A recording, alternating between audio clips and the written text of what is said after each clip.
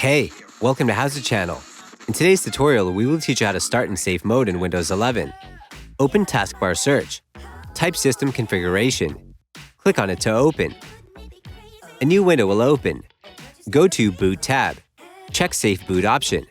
Check Minimal. Click on Apply and OK. Click on Restart to enter the safe mode. After restart, you will be able to log into your system in safe mode. There's another way to launch safe mode. Click on the Windows icon on your taskbar. Press and hold Shift on your keyboard.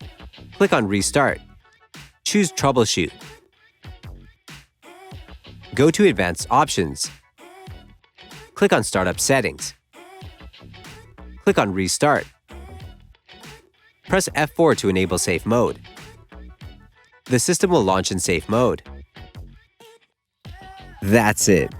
Thanks for watching the video. Please like it and let us know if you used any of our tips and tricks. Subscribe to our channel.